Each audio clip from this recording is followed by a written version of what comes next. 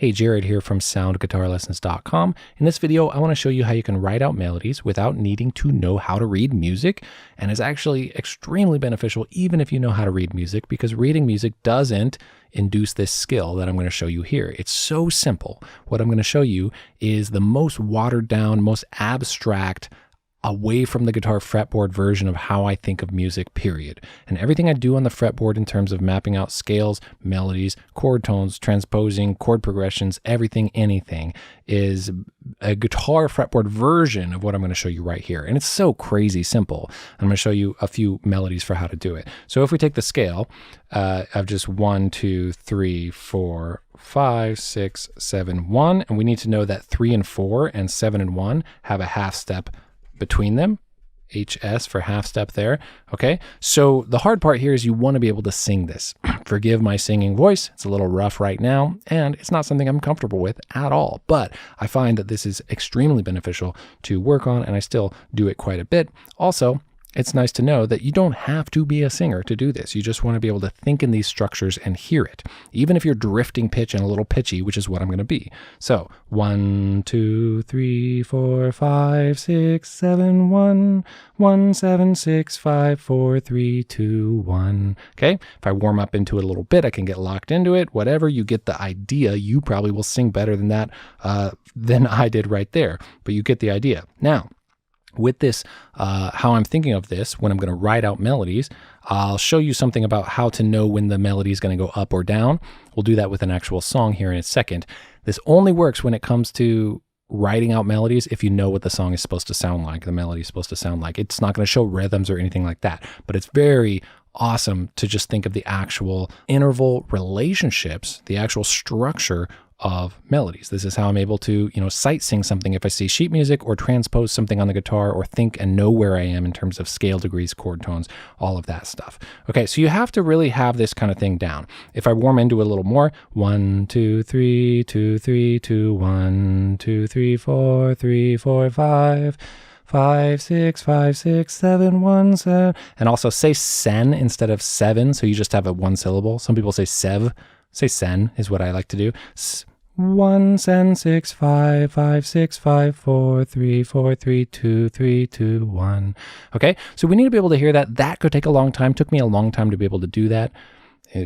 I could play guitar for a long time before I ever even could sing a scale accurately, right? So it's something I still feel I'm catching up on, but I love practicing this stuff because I feel like it gets the musicianship in me that I know will help me as a guitar player, and it certainly does.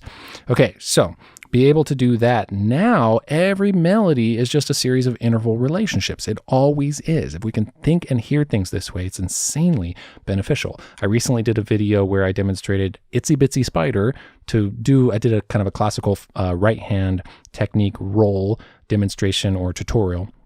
And I use that. I'll put a link to that video in the description if you want to hear it.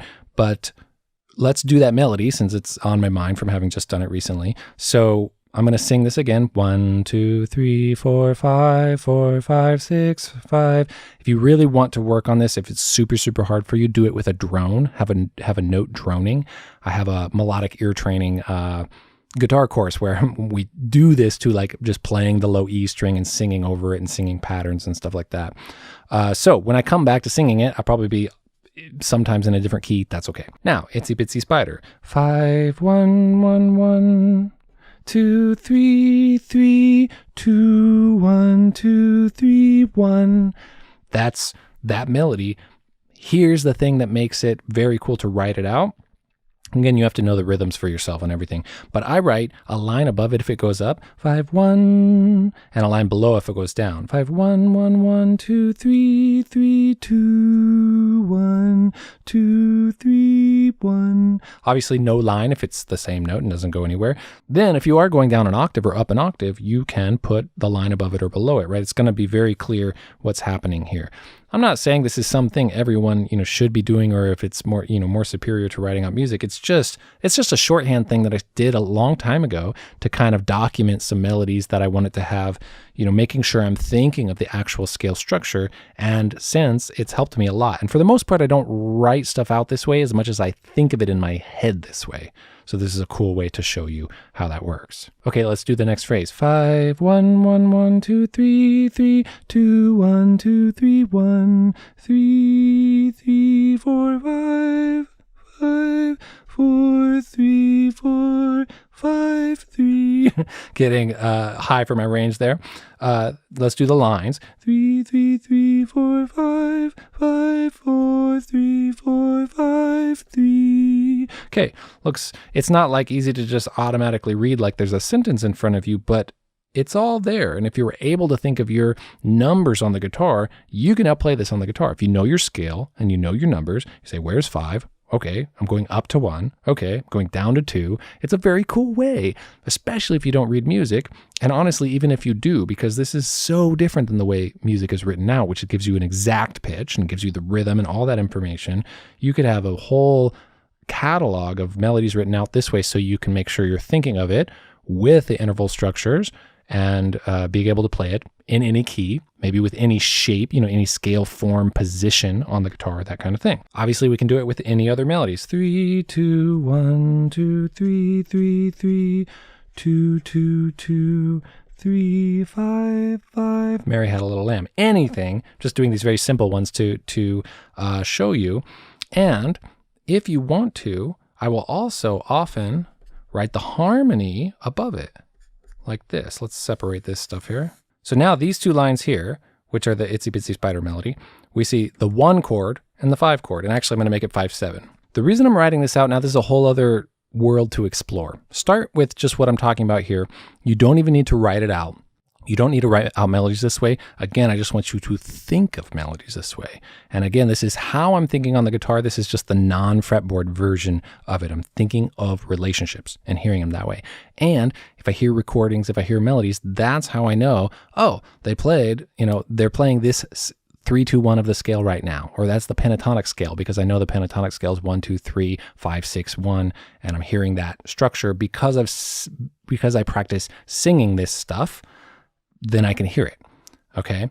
And a lot of people can hear it even without having to practice the singing part. The singing part is what allows me at least to finally figure out how to hear it after a long time of not knowing how to hear that stuff, okay? So the chords written above are really a whole other realm for us to work on.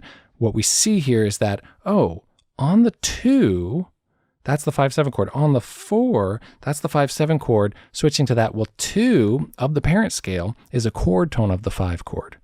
Okay, do you see the can of worms that is getting opened here? What are the numbers for every chord within the key? Obviously, the 1 chord is 1, 3, 5. Okay, those are the chord tone numbers of the 1 chord from the scale. Well, what are the chord tone numbers of the 2 chord? Which we don't have in here. We don't have a 2 chord, but the 2 chord would be 2, 4, 6.